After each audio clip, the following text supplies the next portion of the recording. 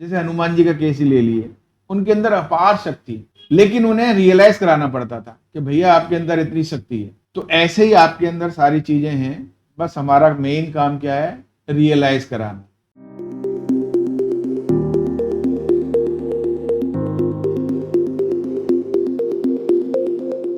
Hello students, welcome to my channel Ravindraj classes. देखो बेटे, हमने वेक्टर्स के ऊपर 2 क्लासेस ली हैं, 2 लेक्चर्स दिए हैं, और इन 2 लेक्चर्स में हमने आपको कराया है कि वेक्टर क्वांटिटी होती क्या है, टाइप्स ऑफ वेक्टर्स। उसके बाद हमने एडिशन ऑफ वेक्टर्स, जो ग्राफिकली कैसे ऐड करते हैं, सब्ट्रैक्शन ऑफ वेक्टर्स। फिर हमने triangle law of vector addition, parallelogram law of vector addition, resolution of a vector along 2 mutually perpendicular directions, ये सब डिस्कस किया है।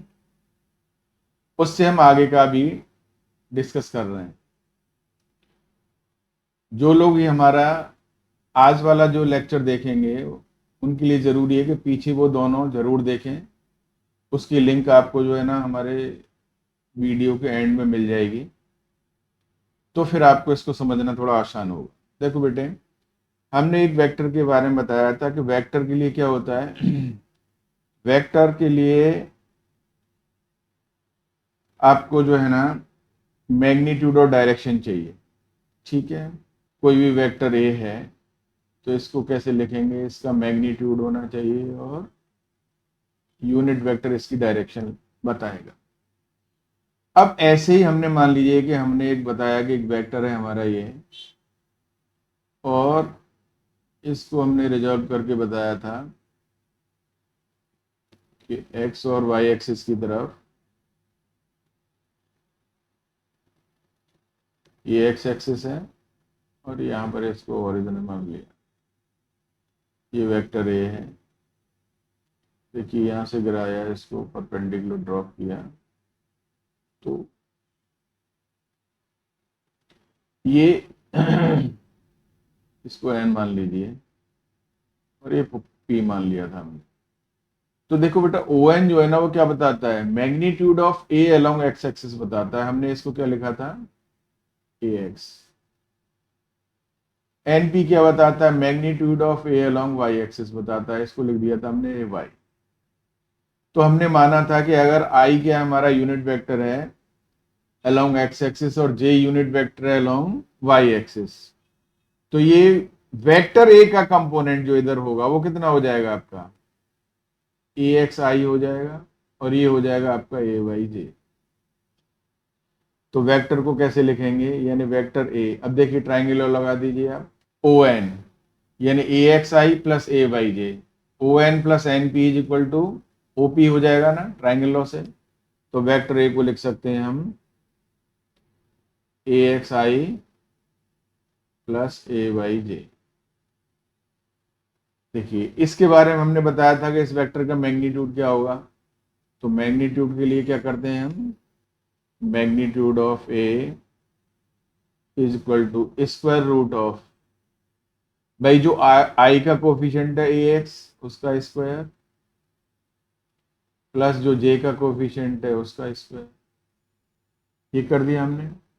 अब इस वेक्टर की डायरेक्शन बतानी है, तो डायरेक्शन कैसे बताएंगे, देखो बेटे, ये यहां से मान लीजिए अल्फा एंगल पर है, तो हमने ये बताया था कि टेन अल्फा क्या हो जाएगा,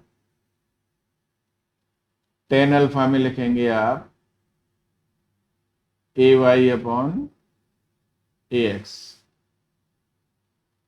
कंपोनेंट नहीं डालेंगे क्योंकि यहां पर क्या एक स्केलर क्वांटिटी है, और ट्रिग्नोमेट्रिक रेशियो जो है वो क्या होता है, 2 साइड्स का रेशियो होता है। तो साइड्स को तो हम कैसा है न्यूमेरिकल वैल्यू से रिप्रेजेंट करते हैं, नहीं करते हैं। तो ये ए वाई अपॉन ए एक्स हो गया आपका। यहां से एंगल निकालने में कोई दिक्कत नहीं है, आप एंगल निकाल सकते हैं इसका। तो ये आपने एंगल निकाल लिया, अल्फा कितना हो जाएगा, अल्फा हो जाएगा टेन इनवर्स ए वाई अपॉन ए एक्स। ये आपका 2 डायमेंशनल बात कर दी हमने, क्या बात कर दी, 2 डायमेंशनल में वेक्टर का बता दिया कि रेजोल्यूशन ये होता है। अब देखिए हम इसको मान लीजिए 3 डायमेंशन यानी स्पेस में ले जाना चाहते हैं, तो स्पेस में कैसे ले जाएंगे? तो उसको हम स्पेस में रिप्रेजेंट करने के लिए क्या करेंगे, ये अब आपने 3 डायरेक्शन बनानी होंगी, ये एक्स वाई और जेड। वेक्टर मान लीजिए आपका ये है ए, ये वेक्टर है, वो ये है, ये एक्स एक्सिस, ये वाई एक्सिस और ये जेड एक्सिस। अब हमने यहां से क्या करेंगे, देखो बेटा, यहां से ऐसे परपेंडिकुलर गिराया तो ये ए एक्स हो गया, ये ए वाई हो गया, और इसके ऊपर जो आएगा ना, ऊपर वो जेड एक्सिस की तरफ कंपोनेंट आएगा। तो हमें ए एक्स और ए वाई, चूंकि हम तो प्लेन पे लिख रहे हैं और ये स्पेस की बात हो रही है, तो मैं यहाँ इसका ए एक्स लिख देता हूँ ये, और ये ए वाई लिख देता हूँ। तो ए एक्स क्या है, magnitude of A along X axis, A Y क्या है, magnitude of A along Y axis. ऐसे ही मान लीजिए इसका मैग्नीट्यूड अलोंग जेड एक्सिस क्या है, ए जेड। तो ए जेड क्या हो जाएगा, magnitude of vector a along Z axis. देखो बेटा, आई और जे को हम मान चुके हैं कि आई और जे क्या है, unit vectors along X and Y axis हैं। तो जेड एक्सिस के अलोंग भी एक यूनिट वेक्टर लेना पड़ेगा, उसको हम के लेते हैं। लेट आई जे एंड के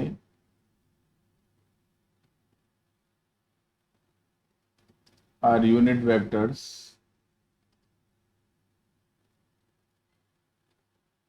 along x, y and z axis respectively.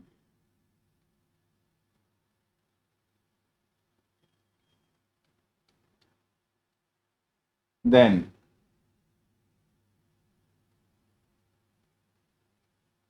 vector A can be written as axi plus ayj plus az। अब इस वेक्टर को हमने 3D में लिख लिया।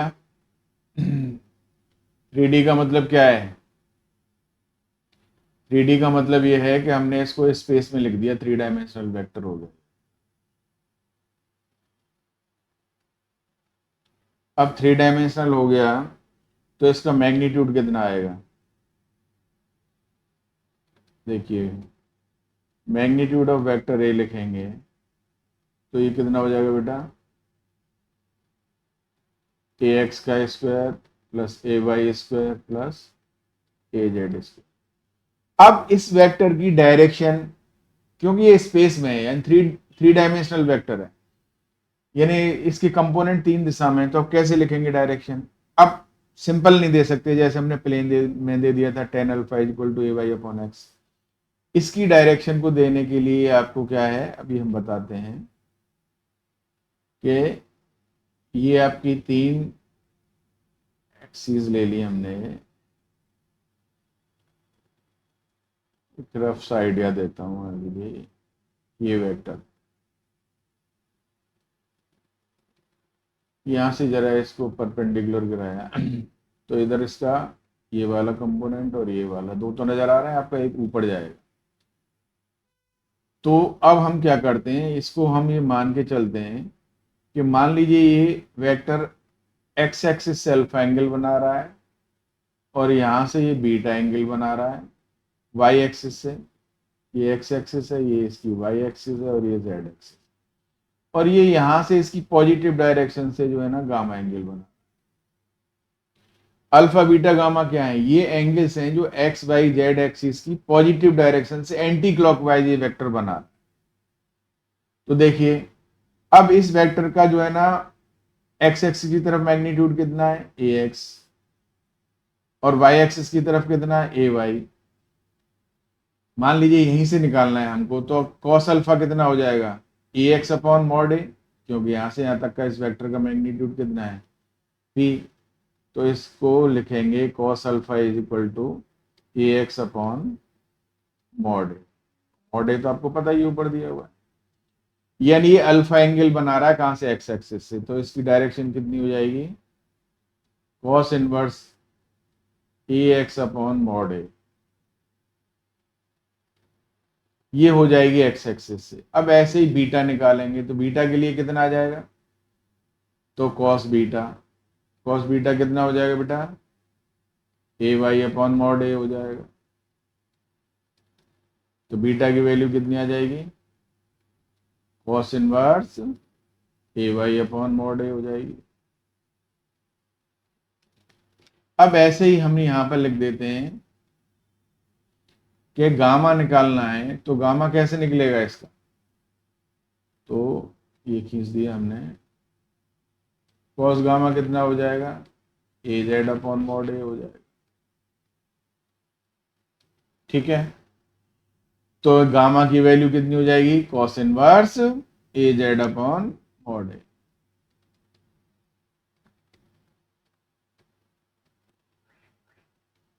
देखो, इसका मतलब है कि इस वेक्टर की जो डायरेक्शन है वो एक्स वाई और जेड एक्सिस से हमने बता दी। एक्स एक्सिस से एंगल कितना बना रहा है, कॉस इनवर्स ए एक्स अपॉन मॉड ए। वाई एक्सिस से कितना एंगल बना रहा है, कॉस इनवर्स ए वाई अपॉन मॉड ए। और जेड एक्सिस से कितना बना रहा है, कॉस इनवर्स ए जेड अपॉन मॉड ए। ये भी हमने आपको बता दिया। इनको आगे चल के बताएंगे हम, ये डायरेक्शन कोसाइंस होते हैं। क्या होते हैं ये, डायरेक्शन कोसाइंस, यानी वेक्टर की डायरेक्शन को बता रहे हैं in terms of angles of cos, इसको इसके लिए डायरेक्शन कोसाइंस बोलते हैं।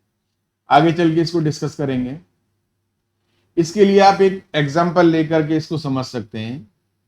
तो मैं एक एग्जाम्पल से कोशिश करता हूं समझाने की आपको। एग्जाम्पल ले लिया, आपका क्या है, ये क्वेश्चन है, मान लीजिए find the magnitude of the vector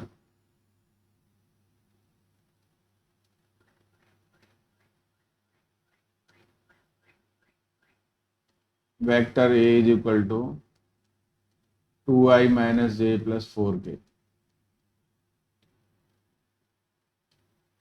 and also find its direction। ये है मान लीजिए क्वेश्चन। अब इसके सॉल्यूशन में क्या करेंगे बेटे, इसके सॉल्यूशन में करेंगे, आपने वेक्टर को लिख लिया, वेक्टर ए कितना है आपका 2i minus J plus 4k। तो मैग्नीट्यूड कितना निकालेगा बेटा, इसका मैग्नीट्यूड मॉड ए हो जाएगा। देखिए ए एक्स कितना है यहाँ पर, ए एक्स है आपका 2, तो ये हो जाएगा 2 का स्क्वायर प्लस ए वाई कितना है -1, -1 का स्क्वायर प्लस 4 का स्क्वायर। मैंने ये इसलिए बताया आपको कि यहाँ माइनस साइन की वजह से यहाँ आप माइनस डाल देना। आप ये गलती भी लोग कर लेते हैं, तो इसके लिए थोड़ी सी प्रैक्टिस करनी पड़ती है। 4 + 1 + 4, तो ये हो गया आपका √9। तो ये मैग्नीट्यूड कितना हो गया, ए का 3 हो गया बेटा। कितना हो गया आपका, अब मैग्नीट्यूड तो इसका 3 हो गया। अब डायरेक्शन कैसे निकालेंगे, तो आप डायरेक्ट लिखेंगे। क्या लिखेंगे, वेक्टर कितना था आपका, वेक्टर था ए इज इक्वल टू, पीछे देख लीजिए, 2i minus J plus 4k, 2i minus J plus 4k। तो यहाँ से डायरेक्शन के लिए लिखेंगे कॉस अल्फा। कॉस अल्फा कितना हो जाएगा,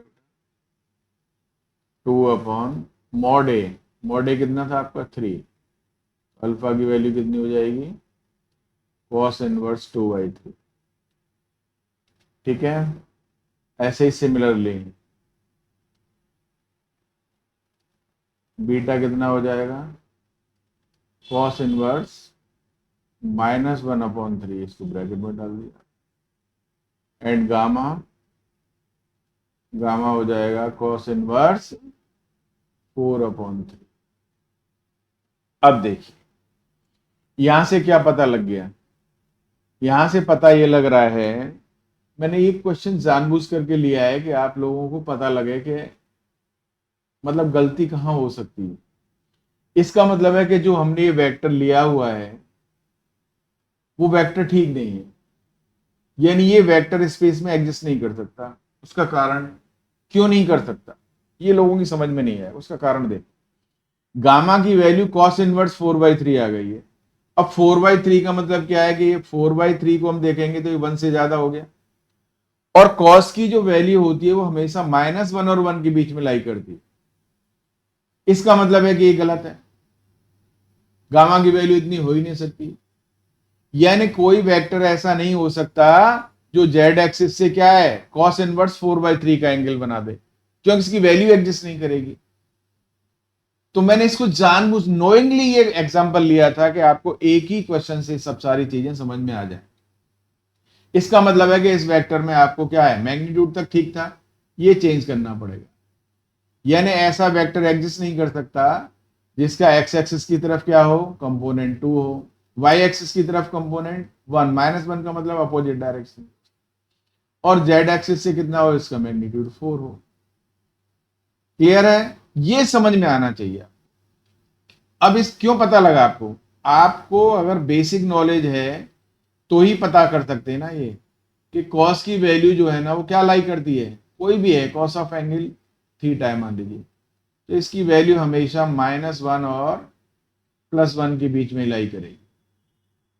अगर ऐसे ही मान लीजिए साइन है, तो साइन थीटा की वैल्यू भी, यानी sine of any angle, it always lies between -1 and 1। ये टेन और कॉट सेक कोसेक के बारे में नहीं होती, वैल्यू लागू नहीं होती, क्योंकि टेन की वैल्यू तो -∞ से +∞ तक जाती है। तो इन टर्म्स ऑफ अगर टेन होता तो कर सकते थे।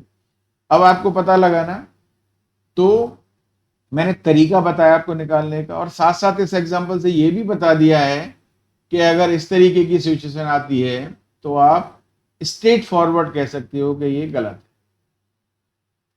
उम्मीद करता हूं शायद आपको बहुत अच्छे से समझ में आ गया होगा, और ये मैंने लिख भी दिया है कि साइन और कॉस की वैल्यू हमेशा -1 और +1 के बीच में लाई करती है, यानी -1 से कम नहीं हो सकती और 1 से ज्यादा नहीं हो सकती। यानी कॉस इनवर्स -1 से कम नहीं और कॉस इनवर्स 1 से ज्यादा नहीं, ये 1 से ज्यादा हो गया तो ये एग्जिस्ट नहीं करेगा।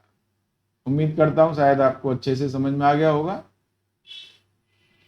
आगे तो हम जैसे जैसे एडवांस जाते जाएंगे तो बड़ी सारी चीजें हमें करने को मिलेंगी। तो ये रिजोल्यूशन ऑफ वेक्टर से रिलेटेड एक ही क्वेश्चन से मैंने कई सारी चीजें आपको समझाने की कोशिश की। अदरवाइज तो आप फाइंड आउट कर सकते हो, मान लीजिए कोई दूसरा एग्जाम्पल ले लो कुछ भी, तो कोई दिक्कत नहीं है।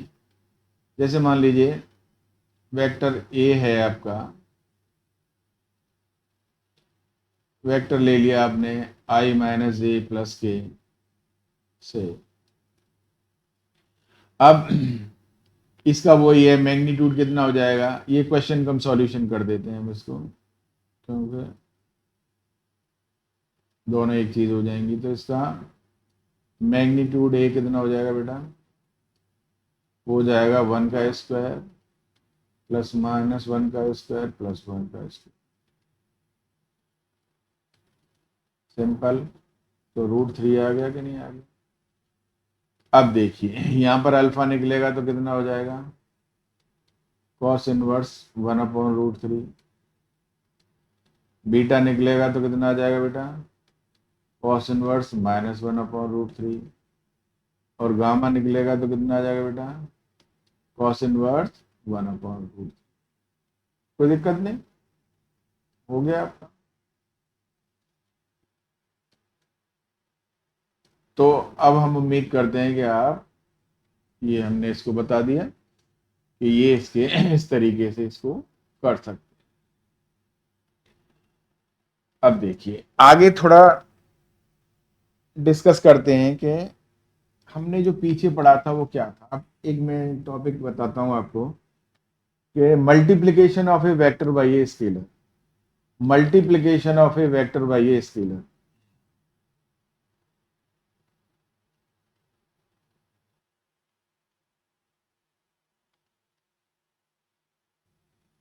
स्केलर नॉन जीरो स्केलर होना चाहिए। देखिए,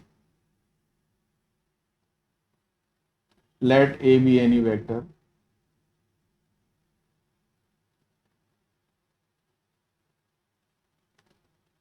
ए आपके पास कोई भी एक वेक्टर है, तो हम इसको लैम्डा से मल्टीप्लाई करना चाहते हैं, तो लैम्डा ए क्या बताएगा? लैम्डा एक बताएगा कि लैम्डा एक ऐसा वेक्टर है जिसका मैग्नीट्यूड वेक्टर ए के मैग्नीट्यूड का लैम्डा टाइम्स है। वेक्टर लैम्डा एक ऐसा वेक्टर हो गया, लैम्डा एक ऐसा वेक्टर है जिसका मैग्नीट्यूड वेक्टर ए के मैग्नीट्यूड का लैम्डा टाइम्स है। डायरेक्शन सेम है, यानी लैम्डा ए वेक्टर की डायरेक्शन वही है जो ए की है, तो इसका एक दूसरे नाम से रिप्रेजेंट करते हैं, तो इसको मान लीजिए बी, तो B is equal to lambda times A होगा। ये b is equal to lambda times A का मतलब क्या है कि b और a पैरेलल वेक्टर्स हैं। क्या बताता है आपका कि a and b are parallel vectors. तो अगर आपको दो वेक्टर्स को पैरेलल वेक्टर्स को रिप्रेजेंट करना है तो a is equal to lambda times b is equal to lambda times a, इस तरीके से हम रिप्रेजेंट करेंगे। यानी b वेक्टर क्या है, a के पैरेलल है, ये b is equal to lambda times a बता। अब ये आपको अच्छी समझ में आ गई। अब ये मल्टीप्लिकेशन किया गया, मान लीजिए डिवीजन भी होता, तो डिवीजन में क्या करते, डिवीजन में एक वेक्टर c लिख देते मान लीजिए, और c को लिखेंगे 1/लैम्डा टाइम्स a, तो इसका मैग्नीट्यूड a वेक्टर के मैग्नीट्यूड का 1/लैम्डा टाइम्स हो गया। यहां पर भी ये पैरेलल वेक्टर्स बता रहा है कि a और c पैरेलल वेक्टर्स है। ये मैटर नहीं करता आपका। अगर यहां पर नेगेटिव साइन आ जाता तो फिर ये क्या हो जाते, ये अपोजिट वेक्टर्स हो जाते। पैरेलल की जगह पे क्या हो जाते, ये अपोजिट वेक्टर्स हो जाते अगर नेगेटिव साइन आ जाता। क्यों? उस केस में बी और ए की डायरेक्शन अपोजिट हो जाती। मान लीजिए, आपको एग्जांपल के तौर पे बताता हूं कि हमने एक वेक्टर ए लिया, कोई भी वेक्टर है, और हमने बी वेक्टर को लिख दिया कि B is equal to 3 times A, तो ये पैरेलल वेक्टर हो गया। एक वेक्टर सी लिख दिया, सी इज इक्वल टू लिख दिया -2 टाइम्स ए। अब ये पैरेलल वेक्टर्स हैं, एक तरीके से ये भी पैरेलल हुए, पर एग्जैक्टली अगर हम इसको देखना चाहेंगे तो ये क्या हो गए, ये अपोजिट वेक्टर्स हो गए। क्योंकि सी वेक्टर क्या है, ये -2 का मतलब क्या है, मैग्नीट्यूड में तो -2 का मतलब ही नहीं होता।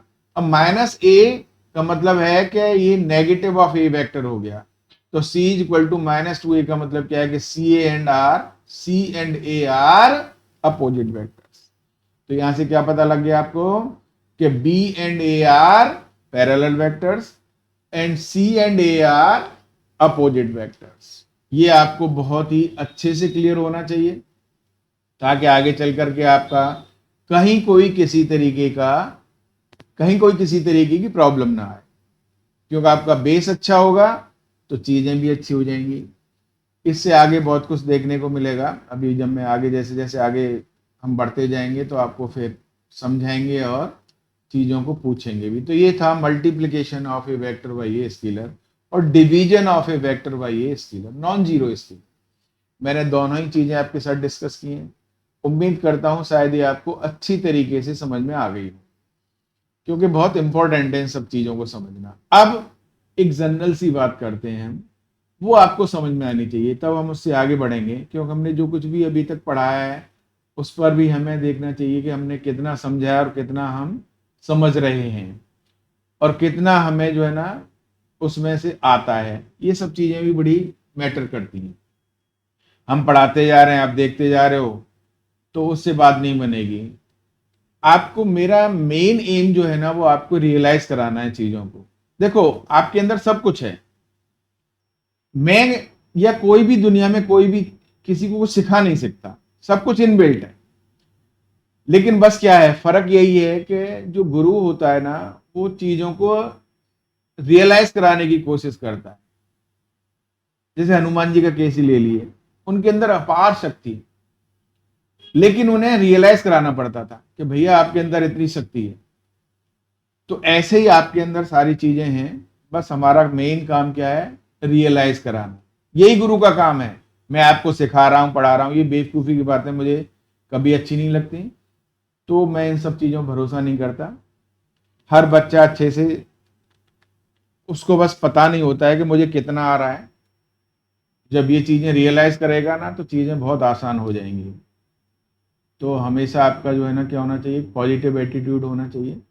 ये नहीं कि हमें समझ में नहीं आ रहा है, आप एफर्ट्स करिए, हमारा काम आपको रियलाइज कराना है। अगर कोई दिक्कत है तो फिर हम उसको करेंगे। अब देखिए बेटा, हमने रिजल्टेंट की बात की थी, तो रिजल्टेंट हमने बताया था कि दो वेक्टर हैं, दो से ज्यादा वेक्टर्स हैं, रिजल्टेंट कैसे लिखा जाता है, वो vector A plus vector B plus vector C, मतलब अगर ऐसे है तो आपका रिजल्टेंट हमेशा इसी उसमें लिखा जाएगा। तो रिजल्टेंट ऑफ, मान लीजिए ए एंड बी लिखना है, तो resultant of A and B क्या होगा, वेक्टर ए प्लस बी। हमेशा रिजल्टेंट में यही आता है, आपको दिमाग नहीं लगाना है कि ए और बी कितने एंगल पर एक्ट कर रहे हैं, ए और बी कहां पर है। जब हम आपको मैथमेटिकल टर्म में लिखना चाहते हैं कि मैथमेटिकली कैसे लिखेंगे भाई resultant of A and B, तो सिंपल ए प्लस बी। भाई resultant of A plus B मतलब resultant of A B and C कैसे लिखेंगे, तो simple A plus B plus C लिखेंगे। ये रिजल्टेंट है, बस इतना ही समझना है। और जब वेक्टर की डायरेक्शन की बात आएगी तो डायरेक्शन किससे दी जाती है, यूनिट वेक्टर से। देखिए डायरेक्शन यूनिट वेक्टर से, आपको कहीं कोई कंफ्यूजन नहीं होना चाहिए। डायरेक्शन यूनिट वेक्टर से दी जाती है। किससे दी जाती है बेटा, यूनिट वेक्टर से। ये थोड़ी राइटिंग में दिक्कत हो रही है, पिछली क्लास में भी मेरी तबीयत थोड़ी ठीक नहीं थी, पर मैंने कंटिन्यूशन की वजह से मैंने वीडियो जो है ना स्किप नहीं करना चाहिए। आज ये थोड़ी सी राइटिंग पता नहीं ज़्यादा स्लिप कर रहा है, कोई बात नहीं, आप इसको देख लीजिए। तो डायरेक्शन हमेशा किससे दी जाती है, यूनिट वेक्टर से। अब बेटे जब ये दो चीजें समझ में आ गई, तो अभी जो जितना भी हमने पढ़ाया उस पर एक इस तरीके के क्वेश्चन बन सकते हैं आपके, सिंपल सा कि फाइंड ए वेक्टर। क्वेश्चन ये बनेगा आपका, find A vector whose magnitude is 5 times the magnitude of resultant of I plus j plus 2k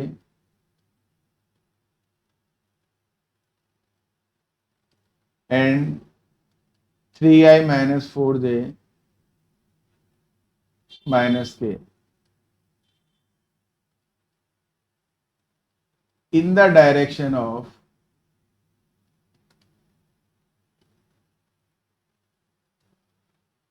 I minus j. देखिए ये मैंने आपको क्वेश्चन में कभी किसी बुक से ऐसे नहीं कराता, जो मेरा मन करता है मैं उसी वक्त एकदम से बोल देता हूँ और लिख देता हूँ, क्योंकि आपको तभी ये समझ में आना चाहिए। हमने पूछा है आपसे कि आपको एक वेक्टर फाइंड आउट करना है, बहुत अच्छे से पहले इसको पढ़ना चाहिए क्वेश्चन को। Find A vector whose magnitude is 5 times the magnitude of resultant of I plus j plus 2k and 3i minus 4j minus k in the direction of I minus j। अब क्या करेंगे भाई, कोई भी vector है, उस vector के लिए दो चीजें चाहिए, एक मैग्नीट्यूड चाहिए और एक डायरेक्शन चाहिए। अब देखो ये क्वेश्चन साफ साफ कह रहा है कि हमें एक ऐसा वेक्टर फाइंड आउट करना है जिसका मैग्नीट्यूड क्या होगा, 5 टाइम्स होगा किसके मैग्नीट्यूड के, जो रिजल्टेंट है आई प्लस जे प्लस 2k और 3i minus 4j minus k का। यानी मैग्नीट्यूड के बारे में पता लग गया, किसकी डायरेक्शन में, in the direction of i minus j. बहुत अच्छा। अब देखिए इसका सॉल्यूशन कैसे करेंगे। देखिए इसका सॉल्यूशन करेंगे, let vector A is equal to, हमने ए वेक्टर को कितना लिख दिया, I plus J plus 2k, vector B कितना था, 3i minus 4j minus k, vector B को मान लिया हमने 3i minus 4j minus k, और सी वेक्टर को मान लिया हमने i माइनस जे। देखो बेटे अब हमें resultant of A and B चाहिए।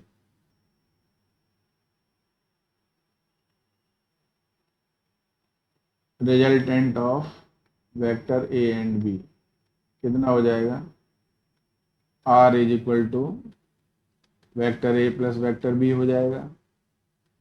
इसमें हम क्या करेंगे बेटा, ए और बी को यहीं से ऐड कर देंगे। तो देखिए, तो वहाँ लिखेंगे आई और 3i कितना हो जाएगा, 4i। तो ये हो जाएगा 4i। जे और -4j कितना हो जाएगा बेटा, -3j। और 2k और -k कितना हो जाएगा, +k। यानी ये वेक्टर आ गया आपका किसका, ए और बी का रिजल्ट है। अब बेटा इसका क्या निकालेंगे हम, मैग्नीट्यूड फाइंड आउट कर लीजिए वेक्टर आर का। तो मैग्नीट्यूड कितना हो जाएगा, √4a² प्लस -3 का स्क्वायर प्लस 1 का स्क्वायर। कितना हो गया बेटे, 16 + 9 + 1 √26। ये मैग्नीट्यूड हो गया इसका। अब हमें जो वेक्टर है, जो रिक्वायर्ड वेक्टर है, वो क्या लिख लिया, लेट P be the required vector। तो मैग्नीट्यूड ऑफ P कितना हो जाएगा बेटा, 5 times of magnitude of R। तो हो जाएगा 5 × √26। सिंपल। अब डायरेक्शन, तो डायरेक्शन क्या होगा, इन द डायरेक्शन ऑफ i-j। तो सी कैप निकालेंगे, जो डायरेक्शन सी कैप की है वही क्या हो जाएगी, पी कैप। तो पी कैप = सी कैप =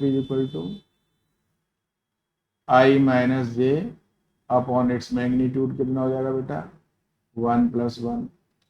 तो ये हो जाएगा i-j अपॉन √2, यानी ये डायरेक्शन हो गई।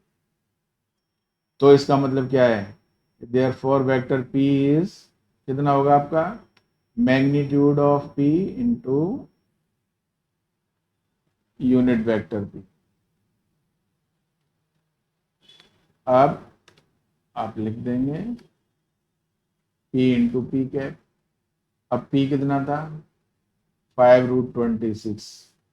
डायरेक्शन कितनी है, i-j अपॉन √2। देखो बेटे, तो वेक्टर p कितना हो गया,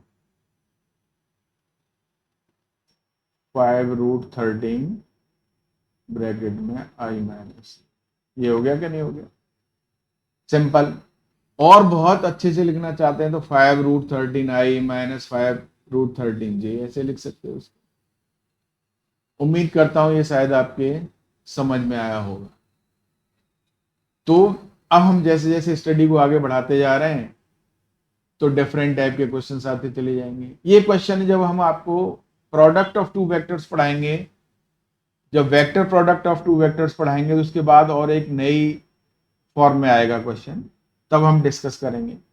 तो जितना हम करा रहे हैं वो अभी साथ के साथ आपको क्या करना है, अच्छे से समझना है। हम रियलाइज को कराने की कोशिश कर रहे हैं, आपको रियलाइज करना है, बस इतना ही है और इससे ज्यादा कुछ भी नहीं। ठीक है बेटा, तो ये हमने अब आपको क्या बता दिया, आपको जो पीछे पढ़ाया था उसके ऊपर क्वेश्चन कराने की कोशिश की। Thank you for watching.